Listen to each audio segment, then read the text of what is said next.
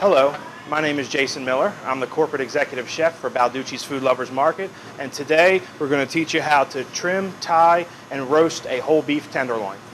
Okay, so the first thing we're going to do is we have a whole beef tenderloin in cryovac. This is like you would buy at your local butcher shop or grocery store. It has not been touched at all. It still has the chain on it, the silver skin, all that stuff. So what I'm going to do is I'm going to show you how to trim that stuff off. We're going to tie it up, and we're going to roast it whole. So the first thing we're going to do is start to break this thing down. Now, you know, these things may look intimidating, but they're actually not at all. About 90% of this stuff you can get off with your hands. So I'm just going to grab a knife and just run right down between the tenderloin and this, what's called a chain. Fat is flavor. Fat does taste good, especially when you're searing or roasting this whole thing. So the first thing we're going to do, I just do a simple square knot, just right on the end like so. So you got a simple square knot. Get yourself some string out, and it's very simple. You just take your hand, and it's called a half hitch. You just wrap this around your hand one time and just give it a little twist.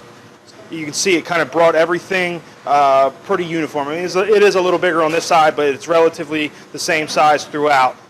So the first thing we're going to do is we're going to pan sear it. We're going to sear it on all sides. We're going to get it onto a roasting rack, and we're going to finish it in the oven. I got a pan with relatively high heat. Now we got a good hard sear on the first side. We're just going to go ahead and flip it over. Okay, we're going to take this and we're going to transfer it onto this roasting rack.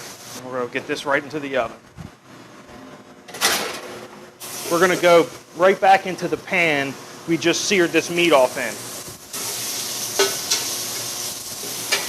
Okay, now we have our beef scraps and our sinew kind of nicely browned. Some onion, celery, and carrots. Now we're starting to get a little color on our vegetables. So we've got this sauce. We've reduced it by about half, and you can see, you know, the consistency is just starting to coat a spoon.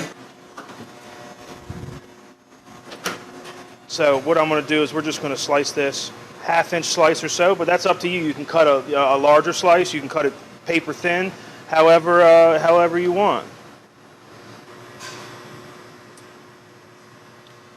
I added a little white balsamic vinegar and some chive.